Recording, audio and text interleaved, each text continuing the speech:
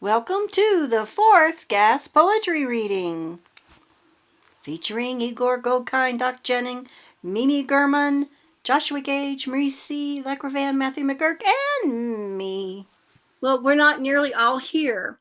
Donna Snyder in particularly, I'd like to comment on. She's seriously ill in the hospital, and she may have end-stage cancer, actually. So they're doing a lot of tests, this, that, and the other. She's active on Facebook, and you can connect with her on Messenger or through private message on Facebook if you want to send her some love and good thoughts. And I talked to her today for a while because she lives locally right here in my town, and it doesn't look good. So that's all I wanted to say. If anybody wants to contact her. Okay, we'll wait a few minutes. Meanwhile, we can chit chat a bit, and then we'll go right ahead. And we can read more poems if there are less people. And Marie, do you care to make yourself public? She's off again.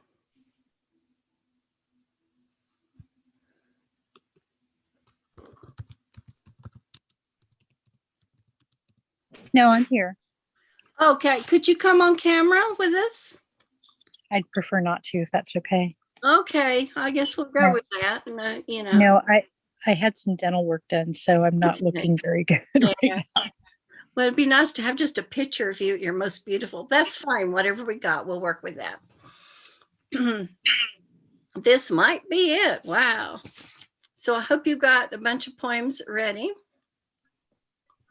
I don't, but I'll come up with something. Well, it's a good day for long ones. I got some long ones.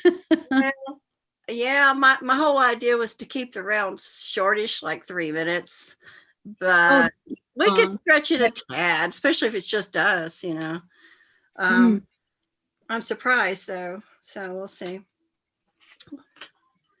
Joshua Gage, no here. Marie, you're the first on the list. It's just happenstance here. So I'm going to introduce you, Marie, and then you may read for about 3 minutes. Is that okay? Sure. Yeah, that's fine. All right. Marie C. Lecrivain is a poet, publisher, ordained priestess in the Ecclesia Gnostica Catholica, the ecclesiastical arm of Ordo Templa Orientis. That's a mouthful. Her work has been published in California Quarterly, Quran Review, Gargoyle, Non-Binary Review, Orbis, Pyrene's Fountain, and many other journals. She's the author of several books of poetry and fiction and recent editor of Ashes to Stardust, a David Bowie tribute anthology. She has more work coming soon. Okay, Marie, would you like to read? Marie, can you hear me? Yes, I can hear you. Okay. My apologies. For some reason, my computer screen decided to freeze up for a second. Let me see if I can open that.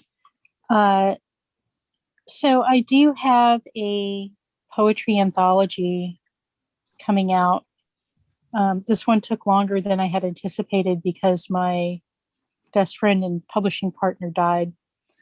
And we're dedicating it to her. It's a David Bowie tribute anthology. And there's a poem here by Lynn Bronstein that I believe is worth a read. And this is coming out in August.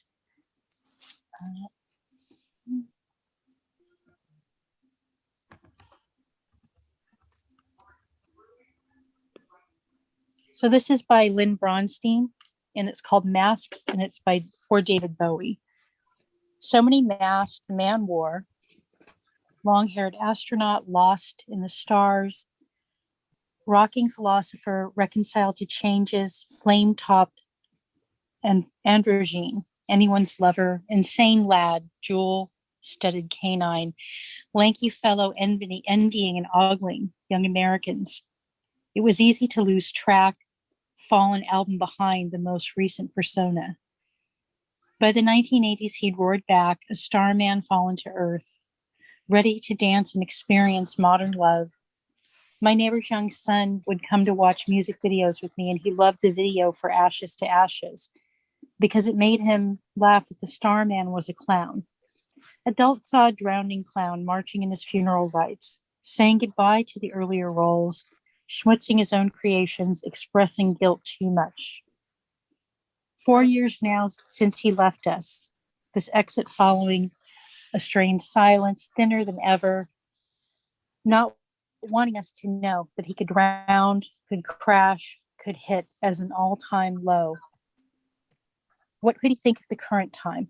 Could he see us all in our masks, trying to make ourselves safe? What was that he too was doing, trying on one mask after another, leaving himself room to breathe, and adopting the roles to save his true self for future life? Starman, Thin Duke, Diamond Dog, Clown. Could he ever give us some of that spirit to learn to live and in time shed our masks and somehow not drown? And that's by Lynn Bronstein for the anthology that will be published in August called Ashes to Stardust, a David Bowie tribute anthology. Right. Thank you very much. I see we have Igor in the house. Yes. All right. Sorry, I'm late. All right. Igor Goldkind is an author, poet, and independent scholar. He worked in the British he worked in the British comic publishing industry and is best known for having coined the term graphic novel. In 2016, his multimedia novel, Is She Available?, broke new ground in combining poetry, comics, and jazz.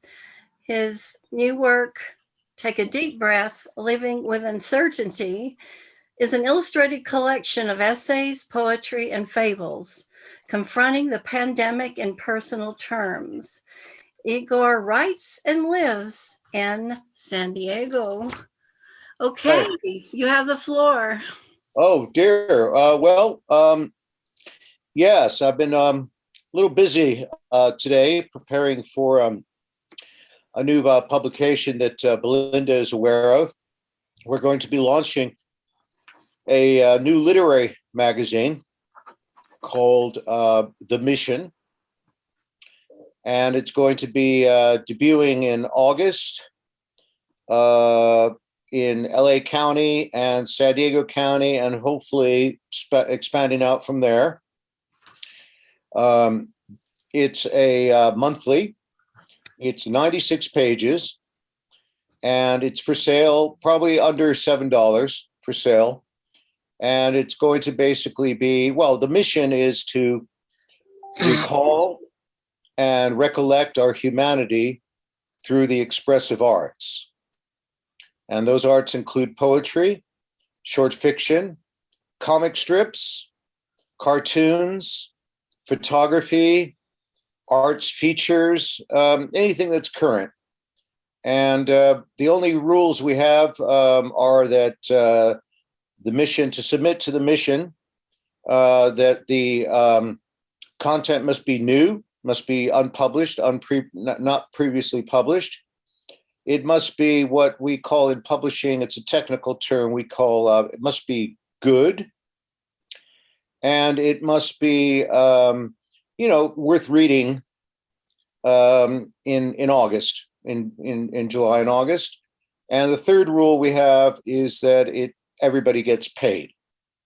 So we're not paying a lot, but it's about, $25 a poem upon publication, 50 for a short feature or a short fiction. It's not a lot, but it's an important principle that creative work be acknowledged as having a value, both a market value and a personal value.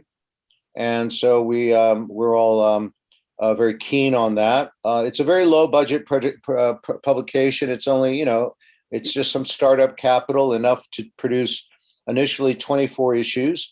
However, Belinda's involvement is going to be that we're also going to be launching a web channel simultaneously with the mission. It's going to be called the Mission Channel. And we're going to be featuring a lot of the work that Belinda has done for gas. You know, it's going to be like a little window into gas, life as a gas, in this Mission Channel. And eventually the Mission Channel will be subscription based. It will have all original content, all original material, just an audio-visual enhancement of what appears in print. And the first month will be free to take a look at everything, at what we have to offer in terms of interviews with poets, in terms of poets reading, in terms of animated cartoons, animations, art, original films, and the like, all of a high editorial standard and all aimed at recalling and recollecting our humanity. So if you have any questions about that, I'll be happy to answer. I'm happy to read to you as well. I mean, we could just move on and I could read you something. While what we're would you on the like to do? subject, if anyone has a question about this project, let's go ahead and go ahead and ask it. Yes, absolutely. It's very transparent. We're very open. There's only 6, 8 of us kind of volunteering, putting it together, different poets, different artists, different designers. We have a circulation manager. We have an art director. We have in design designers, everybody who's doing things on a volunteer basis at this point. The only people getting paid are the contributors and the editor. Yes, a very good question. There's a holding page at the domain themissionarts.com. So if you want to know more about more than I've told you, there's not much more to know than what I've told you. You can go to themissionarts.com. And there's a holding page with kind of the mission statement, which is very easy. And currently we have on deck, meaning we're putting together an issue 0. And issue 0 is going to be launched at this year's San Diego Comic Convention, because we are going to be containing comic content as well. And we already have a panel approved at the Comic-Con on the Saturday, the 23rd, from 11 to 12 in the Omni Hotel Grand Ballroom, which is a rather prime place. They gifted us this place. And we're going to have an hour-long poetry reading at Comic-Con. That's what we're going to do. We're going to have people reading short fiction and poetry, as well as projecting some of the comic and cartoon art that are included. And we have on deck, I can tell you that definitely we are publishing the work of Ellen Mabey. She has written some new material for us, an LA poet, as well as Neil Gaiman. Neil Gaiman has written some new poetry that he's going to be featuring in our publication. My gosh, a lot of San Diego poets you probably don't know. LA poets, maybe you don't know. Miles... what's his name? I always get his name wrong. Maybe Miles Krogfuss. Okay. Miles Krogfuss and Belinda. And really, it's it's not a vanity thing. Everybody has to submit to a board of 6 to 8 editors, and the editors decide what they think is worth it, regardless of the name or the reputation. And ultimately, the editor-in-chief makes the final decision. Okay. So, I encourage you, if you have anything you'd like to submit, it just needs to be new. It needs to be good. And it needs to be something that you think people need to read. Okay. While I go on to the next person, if you would like to put the link where they can check out the site. And like you said, I'll do that. Let me see what I can do here. Yeah.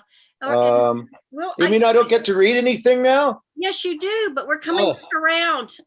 We're coming back around. You certainly. Okay, hold on a second. Let me do this to everybody.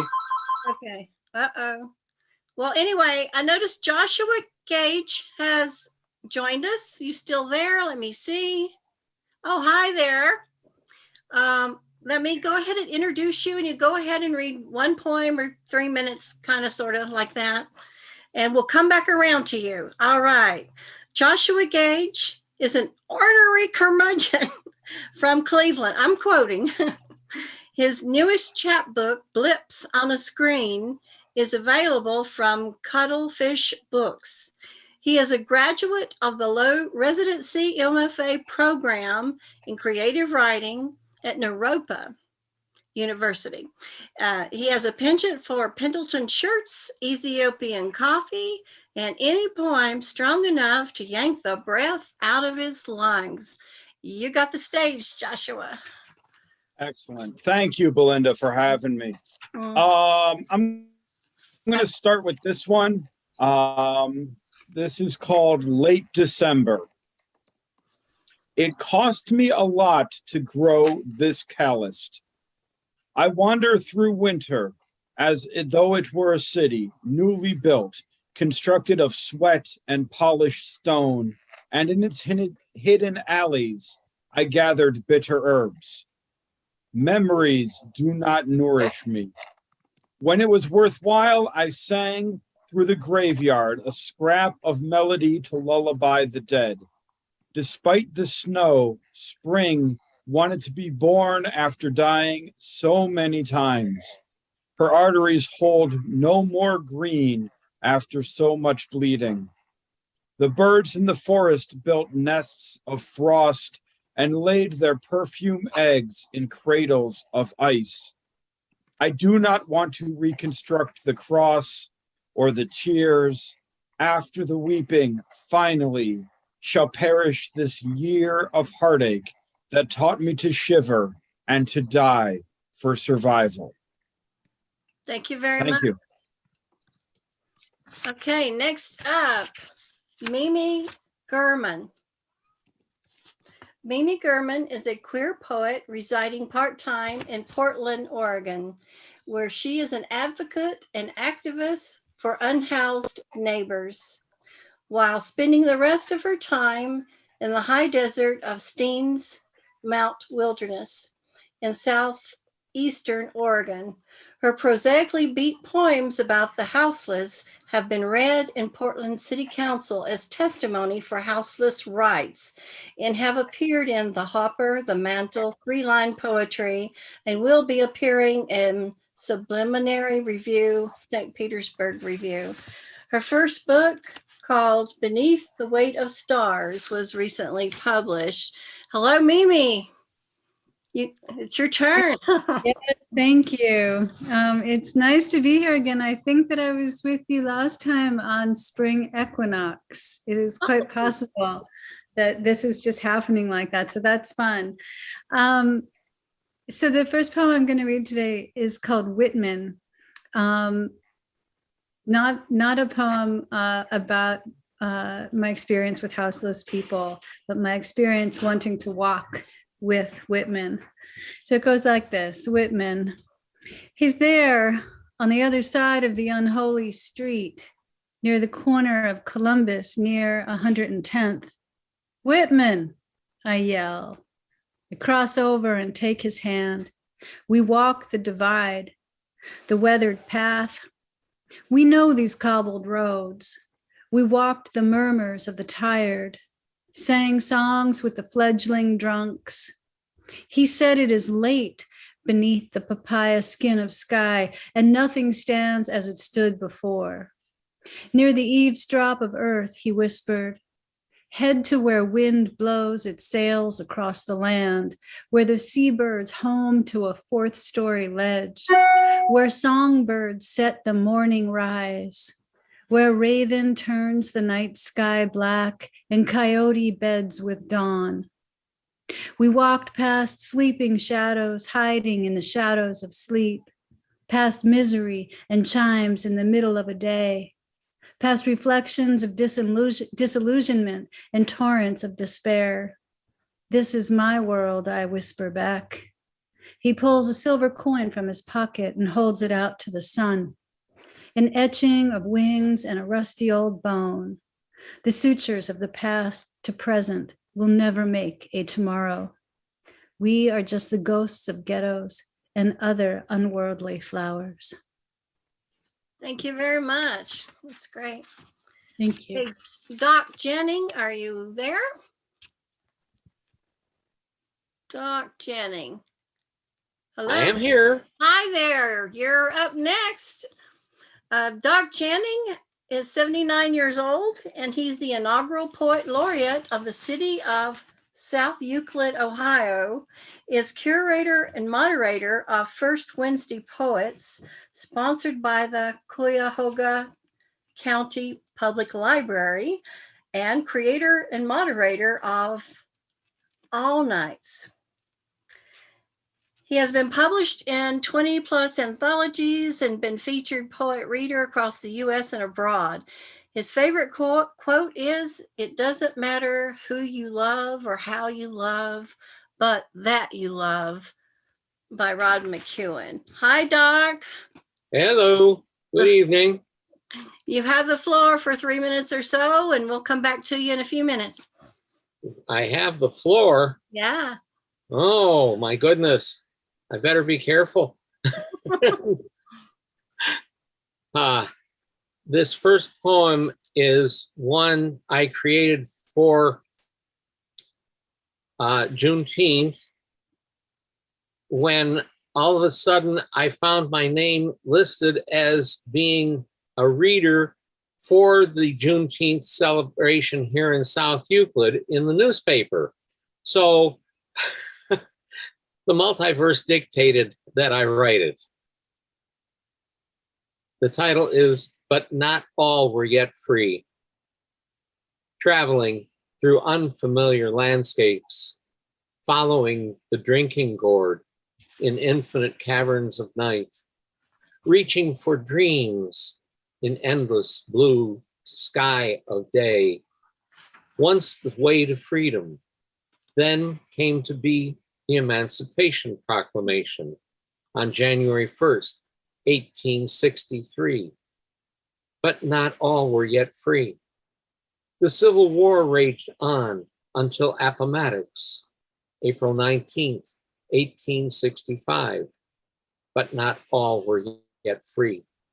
It was another 2 months, June 19th, 1865, in Galveston, and General Order Number 3. But not all were yet free. Jim Crow and unequal laws, voting rights infringement, the KKK and Tulsa, but not all were yet free. The Civil Rights Movement, Loving versus Virginia, the Civil Rights Act, but not all were yet free. Unequal sentencing, forced labor in prisons, lynchings, and more, but not all were yet free. Political lies and the big lie, redlining and erosion of values in the name of greed and power, but not all were yet free. Unrelenting attitudes, bigotry, racism, white supremacy, institutional superiority, but not all were yet free. History poorly taught or not taught at all, especially of America's warts, but not all were yet free. Superficial differences taught as rationale, and others equally banal, and not all are yet truly free. Thank you very much. Thank you. That was great. Okay, next up, Matt McGuirk. I hope I said that right. Matt, you there? Yep, you got it. All right. Matthew McGuirk teaches and lives with his wife and 2 daughters in New Hampshire. Over the last year, he's been nominated in BOTN, been a regular contributor for Fevers of the Mind, had stories and poems in 50 plus lit mags with 100 plus pieces, and a debut collection with Alien Buddha Press called Daydreams, Obsessions, Realities, available on Amazon. Welcome, Matt. Thanks for having me, Belinda. I thought the first piece that I would read, fittingly enough, you and I worked on a similar project recently, so I thought that I'd read a poem of mine that was turned into an original song by Brotherwell, and he put out like an album with I think it's a baker's dozen songs spun off of people's poems. So I thought I would read this one first. It's also going to be in a collection I have that's been accepted for publication. No date yet, though. All right. It's called The Salvage Yard. Walking through aisles lined with twisted metal, looking for something salvageable, something to part out, or something that can be buffed out and might shine again in all that is mangled and dull. A bumper that once reflected light now wears a grass necklace. A door that was open for a date of chivalry is now hanging lazy, unable to offer any gesture. Leather seats cracked with spider webs from too much time in the sun, and an undercarriage rotted by rust from salt-spattered winter roads would need to be released or replaced. The sun crested between the waiting hilltops, pulling in hues of orange and yellow, and washed across a pristine, dust-covered windshield, aching for the wind of a highway at 70. I feathered the bills in my pocket out and thought about the window down and the radio cranked. So that's that one, a little shorter, but. All righty. Well, we're coming around again, and I always participate a bit. So tonight I decided to read short pieces from, and it's still available out there, Blue Rooms, Black Holes, White Lights. It was written when I was a hospice nurse for 5-6 years. And I also happened to sort of accidentally become the hospice nurse of my own father. Outside, when you die, a dust funnel whirls and disseminates upward. A powerful force leaves us. Our feet are grounded as our heads tilt upward. Our pinched hearts ache with awe and an absence in the atmosphere. If it rains, it is fitting. If the sun shines and the trees continue to bloom, it is fitting. The real change is in you. You are gone. We remain in the physical kindergarten of soul, trapped in our senses, with occasional glimpses of our cosmic eternal connection. But mostly, we are sensing a black hole. Okay, we're going to start back with Igor, and hopefully he's there and ready with a poem to share. Yeah, I have two to share. One very short, and it's in the form of a tanka, which is a Japanese medieval Japanese form of poetry. It's very much like a haiku, except the theme isn't nature, the theme is love. So this is my tanka. It's called Dream.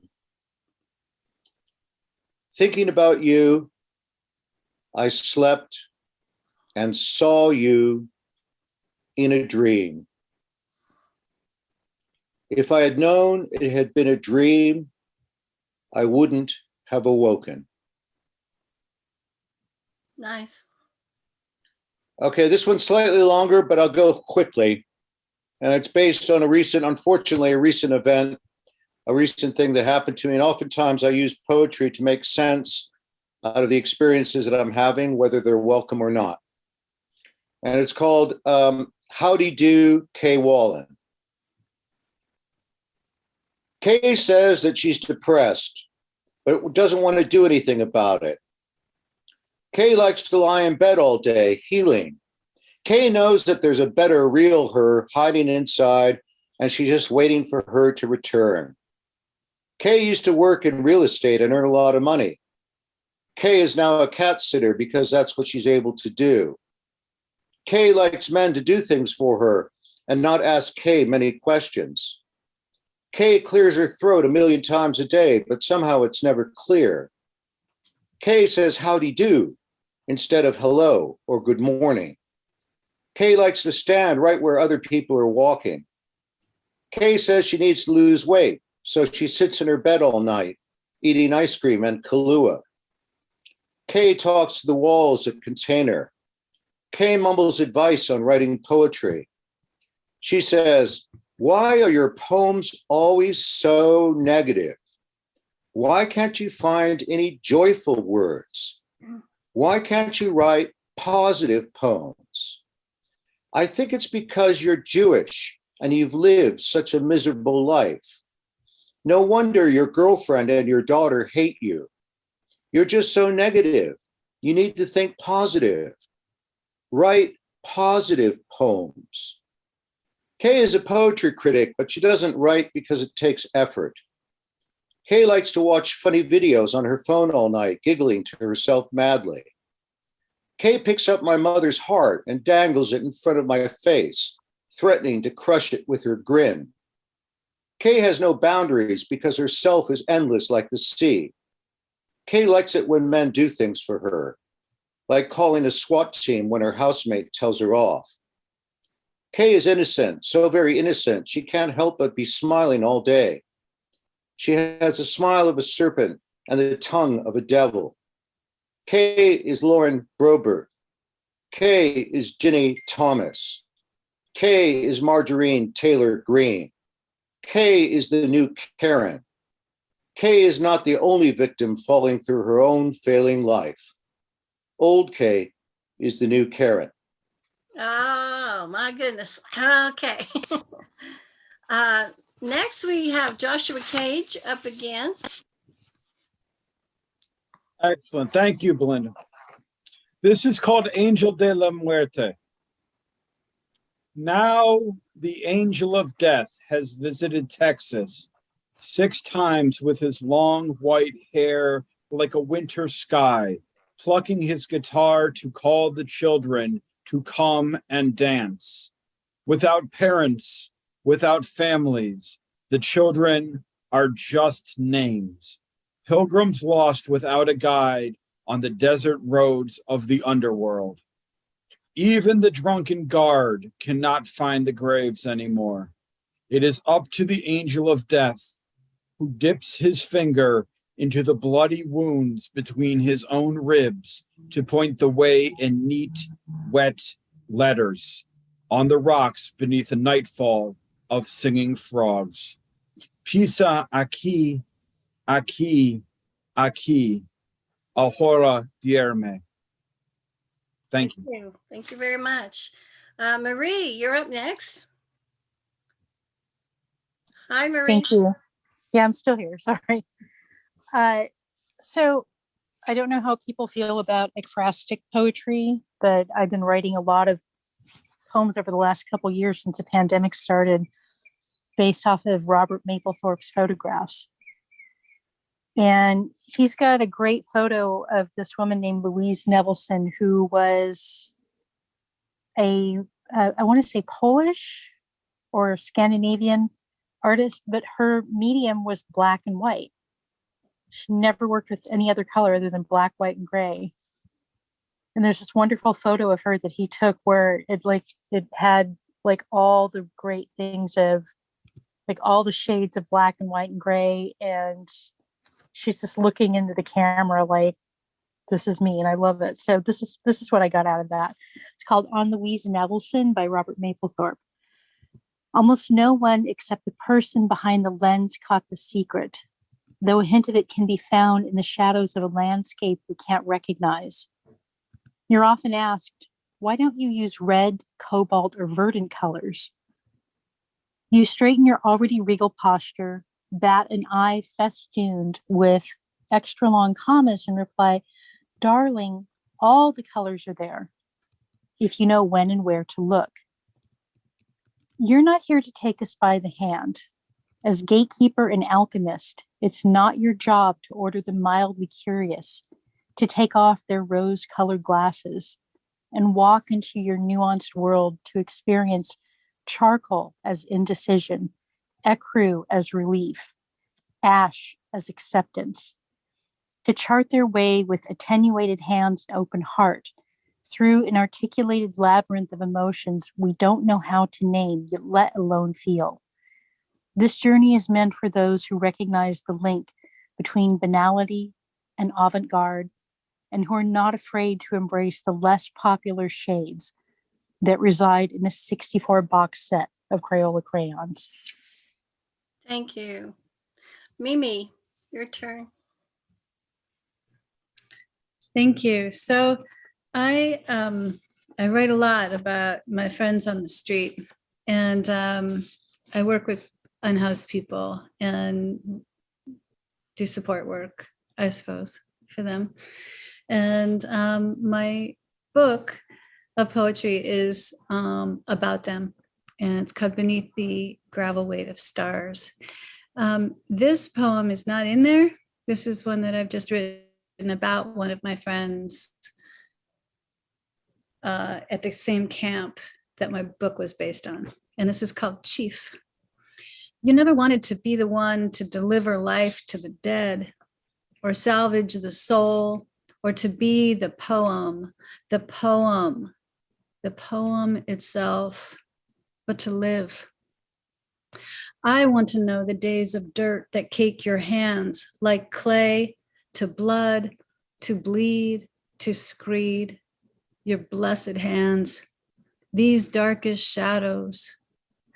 Mother Teresa would have held them, kissed them, caressed them, creased them into hers, to know the steps you stepped, the trails you tread, the crouch of living in love with the dawn, the tinfoil tasks of each day oceaned into next, wave inside wave, where you can't jump the merry-go-round of discontentment, because discontentment might roll up to joy, or maybe even laughter, and at some point to love.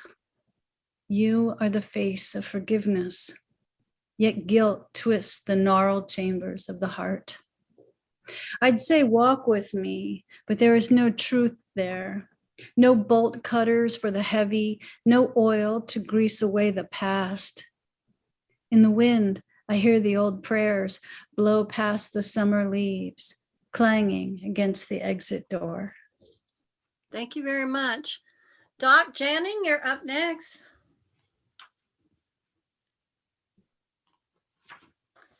Hello.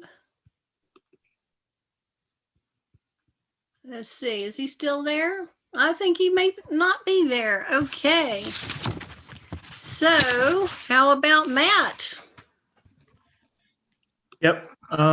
So I saw Joshua was asking about books. So I figured, the next one I had planned was from my book anyways. So here's what it looks like: Daydreams, Obsessions, Realities. It's a hybrid collection that combines poetry and shorter fiction. Each piece stands like kind of by itself, but it can weave kind of a longer story as well. All right. So the first one I'm going to read from that is actually the first poem in the collection. And it was originally published published with Outcast Press. It's called Crop Rotation. Sort of also based on my experience teaching too. All right, crop rotation. I'm not sure why I'm standing in front of the class thinking about my vegetable garden, but somehow it makes sense. Looking at Alex itching to get to the bathroom or parking lot for the next drag off a cigarette or cloud from his vape, and wondering if that was his dad 20 years ago. Sarah wears long sleeves in a 90-degree classroom, and I wonder what's hiding under them. Is that pain handed down from her parents, or are those inherited scars seared in her mind as well? Watching Ray slap a tray over Seth's head in the lunchroom makes me think about his father and what kind of belt he might wear, passing down punishments that aren't deserved. In gardening, they say crop rotation is key. You don't want the diseases to catch up with the plants season after season. I wonder if they're onto something. Thank you. Okay. I'll read another one from Blue rooms, black holes, white lights. Okay, this one is kind of strange. It came to me automatically, but it's full of meaning. But it might be like American Pie, if you know that song by Don McLean. I don't know. Blue room, wildlife flickers above the fan. A hummingbird approaches. A plane lands on the wall. A lace wedding cake flutters in the breeze. Buddha appears with light and stone. Ashes surround the pagoda. A book and father lie waiting. The fame of love is framed above a door's encryption. A camel prances with a prince and a woman. Flowers are mistaken. A change of season brings armies and storms. A tall, thin bookcase holds a Moroccan rug down. An Italian bed holds up the dog and pillows. The TV is blind without birds. Tiny life takes over. 1,000 calls of night paint the mood. Thin caskets of words and sound slide into frames. Neon sculptures dip down from the ceiling. A hum of blades disturb the throat. Hands tilt upwards. Nothing can be said that is news. A corner is filled with mosaic nakedness. Santa sits near a fairy and a beer, above a steeple in a bookcase of dreams. A folding angel hovers over flowers and a sweet but angry man. Kleenex unfolds and catches. The pink column of myth and wood supports air and possibilities. A tree lamp grows under mirrors. A woman meditates floating. Her breast wears hats from many lands. Her crotch is laid with red tile.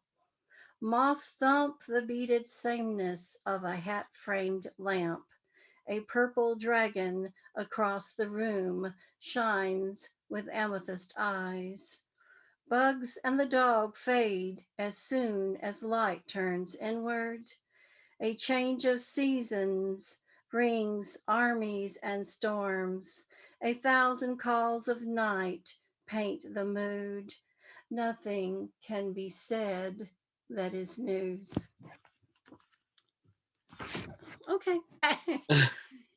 This poem, Earth Song Summerlude, was published in the anthology Geography is Irrelevant by Stairwell Books of York, England.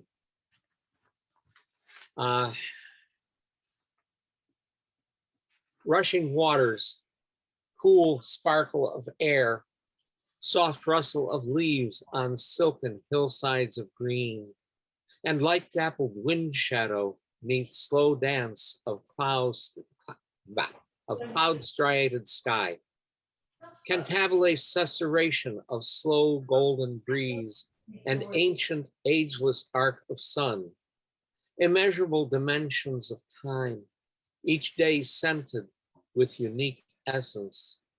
Blue-gray stone speaks in numinous silent whisper and articulate sacred tone of earth and nature, of ancient born, of eldritch magic and birth among the stars. Hint of distant music, siren summons of seas, and age-old calls of birds, echo in plangent call of a jay, elegance arriving on wings of blue. All breathe from Gaia's heart midst sacred memories of horror-rhymed past and unknown future.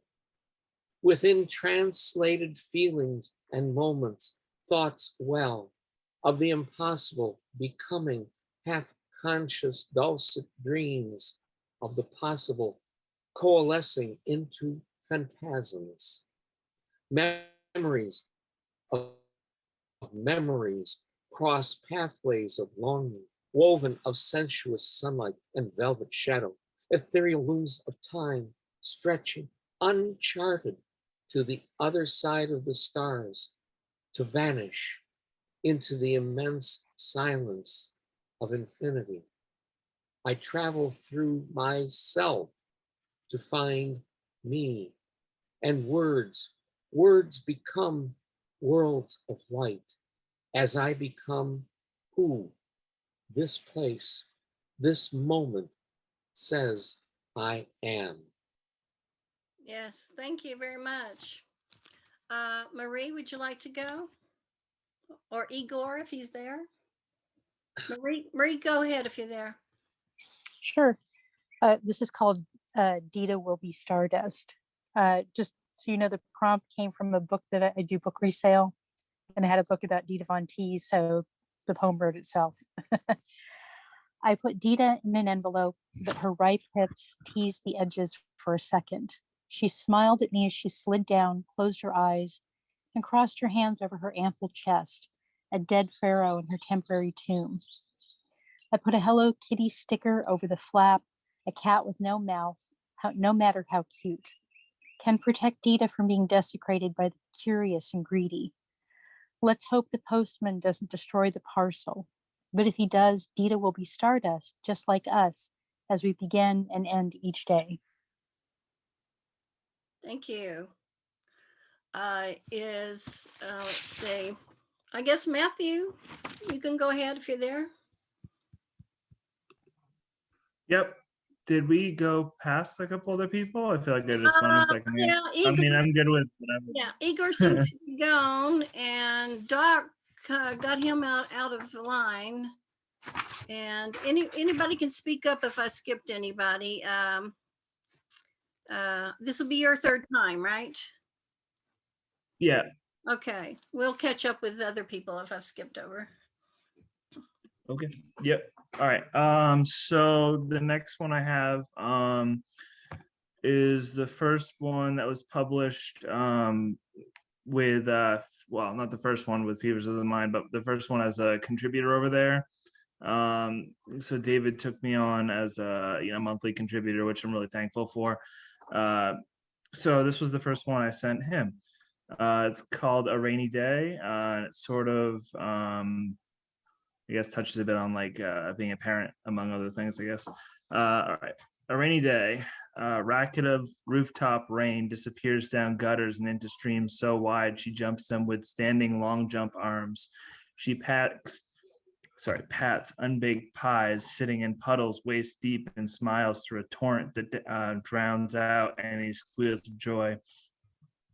Other times she grabs the umbrella and totes it around like Mary Poppins, singing a spoonful of sugar, even though she knows those lyrics don't match the umbrella scene. Somehow her flowered raincoat doesn't get lost in that downpour, and I learned before long, the only time rain makes kids sad is in that nursery rhyme we all sing for some reason.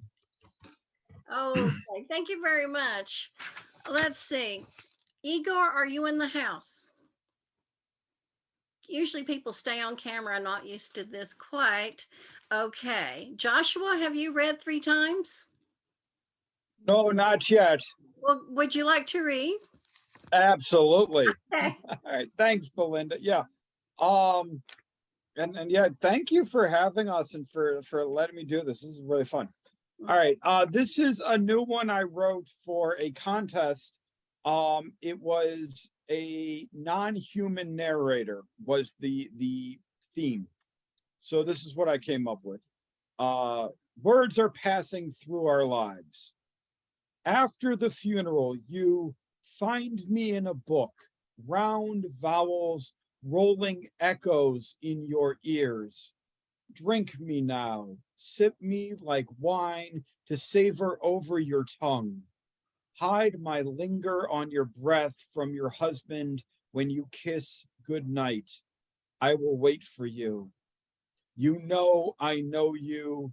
I read you between my lines, cradle you tightly in my stanzas when you tremble in your sleep. Remember in the bookstore when you were 13, hidden back there, past the magazines, when you slid my slick covers off the shelf and quickly read just words you'd say, pretending my images don't flicker their grainy syllables past your screen when you close your eyes. At any moment, you fear I'll flutter away like dust beneath your mother's spring broom, or else I'll crumble and sink into the shadows that slant hungry ghosts through the attic of your memory. But no, not this poem. Never this poem. Thank you very much. Marie, did you read 3 times? I'm thinking you did. I'm not sure. Yes, I did. Okay. Okay, please go ahead then. Okay. This poem is titled Rotomel, and it was published in 2020 in the anthology Under the Blossom That Hangs on the Bough, subtitled Pollination Poems, by the Wick Poetry Center at Kent State University. Rotomel, pressed liquor of misty morning rose, mixed with dulcet fashioning of bees, comes Rotomel, unguent of love, imbuing complexion and frame, yielding lascivious blossoms scent, and hives golden ecstatic savor in voluptuous veils of Venus, waking Eros passion and fire to consummate transport and bliss-filled dreams. Very nice. Thank you very much. Well, unless anybody is just really wants to read another one, is everybody good with the 3 that we read, the 3 rounds? Okay, I see most people have gone away anyway, so I'm going to say goodbye to everyone then. And I will have a look at this and do minor editing and get this up pretty soon, and I'll tag you. Okay? Excellent. Thanks, Belinda. Thank you. Glad you were here. Bye-bye. Thank you. Be well. You too.